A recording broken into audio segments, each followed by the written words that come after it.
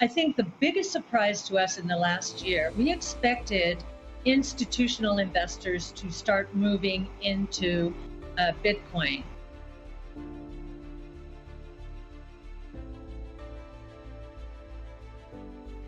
On that score, MassMutual was a surprise, a positive surprise. To think about all the hoops that MassMutual had to go through to put $100 million on its general account, even though it's 0.001%. They had to go through a lot of regulatory hoops. So that was a big surprise, or a positive surprise, though we expected institutional investors to start moving in. What we did not expect from institutions was the diversification on their balance sheet, diversification of their cash assets into Bitcoin. That has been a positive surprise that we think is going to continue. We think that, and there's another thing that we think could come out of this related to it. You think about 60-40 when you talk about balanced accounts, 60% equity, 40% bonds. Well, look what's happening to bonds right now. Talk about the need for diversification here. If we are ending a 40-year secular decline in interest rates and are even just flattening out or moving up slightly, that asset class has done its thing. What's next? And we think crypto could be the solution there. Well, I think unless we're going to negative rates or the spreads have come down so low, treasury yields are so low because of quantitative easing. I don't think rates are going up a lot. I agree with you. We are in a deflationary environment for two reasons. One is massive innovation, which is technologically enabled and deflationary in nature. And then the second is creative destruction, which is caused by disruptive innovation, forcing highly leveraged companies to cut prices to support their debt service. So we see those two coming at us, yes. But we do know there's a concern, given all of the quantitative easing and the unhinged monetary policy. There's no rules-based monetary policy out there, except for Bitcoin and crypto.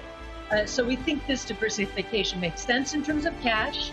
But fixed income has really done 40 years of very hard work. And sure, we'll be in a deflationary environment, but if Bitcoin represents a new asset class, why not move into it? No, I was just going to say what's striking is the dollar is down. Just take today's action. The dollar is down, which is normally a positive cue for gold. Gold is down at the same time. Bitcoin is up. That's very interesting. And I also think that the dollar having dropped on a trade-weighted basis by 7% last year and now resuming that downtrend is another stimulus. It should be a stimulus for gold too, but it is clear at the margin that Bitcoin is getting the flow that, the incremental flow that normally might be going to gold.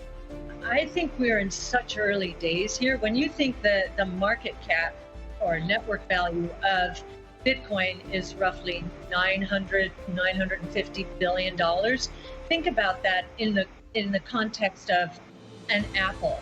It's less than half of Apple's valuation. And here we're talking about the reserve currency of the crypto asset world, the first global digital monetary system. It's a very big idea, and now we have institutions moving, embracing this idea, or at least using Bitcoin as a hedge against what could go wrong. And so, as you say, Mike, there is a risk off. I mean, when you think about it, cash is supposed to be the ultimate risk off asset of choice. And here we have Bitcoin serving that role. It's very interesting. We are so early. That $950 billion market cap gives you a sense, or network value gives you a sense of how early we are, and the various use cases that we have written about. Yassine El-Mandra, our crypto analyst, we've got the white papers on our site, arkinvest.com, has delineated as institutions move in where an appropriate asset allocation will be, given risk and return parameters, various ones. And we also have dimensioned the use cases, the insurance policy that this represents against not only unhinged monetary policy, but outright confiscation of wealth in other countries, demonetization, trade settlement. When you aggregate all of these use cases for Bitcoin and assume a conservative allocation, let's say in the terms of cash or insurance policies, you do get into the trillions of dollars of market cap potential out there. So very early days. And I think the most important thing, just think about what we're saying here. The risk everyone used to bring up to us when we first when we were first involved, very early on with Grayscale, and still very much involved with Grayscale's GPTC. The risk we always heard, the pushback was the government's going to shut this down. I think we've moved far away from that, and here we're putting into place a chairman of the SEC who's very familiar with Bitcoin, understands its value, and a research director on crypto whose background is more technology than finance. That's a terrific combination. So Bitcoin, the Bitcoin blockchain is an open source technology. And China, mostly for capital control reasons, really wants to limit its exposure. It wants its own currency.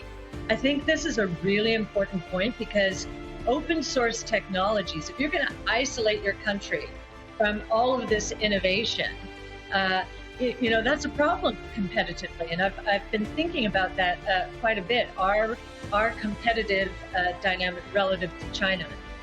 And I also agree the regulators in the US, while they have been really not forceful in any way, they have basically stood back, and they do not want to be blamed for preventing the next big thing in the internet, as you say. And I see there's a question here about the technology. Is this going to be old tech? I think that the beauty of the Bitcoin blockchain is that its speed and cost are not, you've heard this before in the community, are not bugs.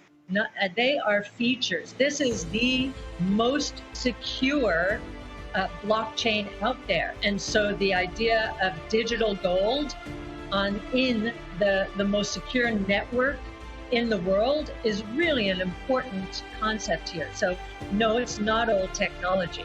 There are going to be other technologies, other blockchains for other use cases that will not serve the same purpose as Bitcoin, but I don't think that they will obviate Bitcoin's role. To change your